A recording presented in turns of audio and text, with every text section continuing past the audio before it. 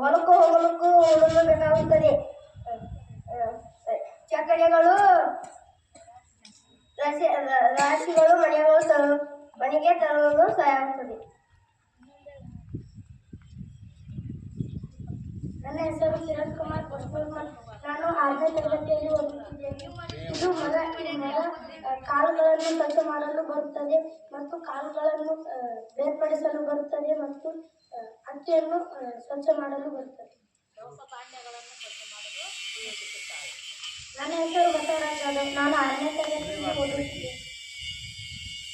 ಇದು ಸಾರಿಗೆ ಕಾಳಿನಲ್ಲಿರುವ ಮಣ್ಣನ್ನು ಬೇರ್ಪಡಿಸಲು ಸಹಾಯಕವಾಗುತ್ತದೆ ಮತ್ತು ಅಕ್ಕಿಯಲ್ಲಿರುವ ನುಚ್ಚನ್ನು ಬೇರ್ಪಡಿಸಲು ಸಹಾಯಕವಾಗುತ್ತದೆ ಮತ್ತು ಬೇಳೆಯನ್ನು ಸಾರಿಸಲು ಉಪಯೋಗವಾಗುತ್ತದೆ.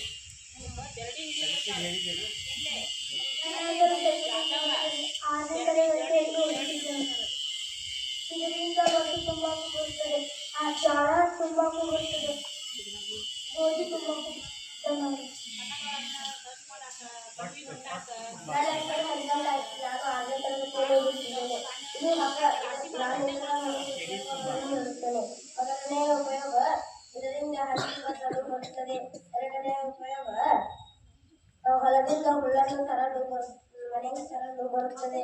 ಮೂರನೆಯ ಉಪಯೋಗ, ರಾಶಿಯನ್ನು ಚೀಲದಲ್ಲಿ ತುಂಬಿಕೊಂಡು ಮನೆಗೆ ತರಲು ಉಪಯೋಗವಾಗುತ್ತದೆ. ಧನ್ಯವಾದ. ನನ್ನ ಹೆಸರು ಪ್ರಣಯ್ ಶಿವಯ್ಯ. ನಾನು 5ನೇ ತರಗತಿ 6ನೇ ತರಗತಿ. ನಾನು ಬುಟ್ಟಿಯ 3 ಉಪಯೋಗಗಳನ್ನು ನೋಡುತ್ತೇನೆ. ಬುಟ್ಟಿ ರಾಶಿಯನ್ನು ತುಂಬಲು ಬರುತ್ತೆ.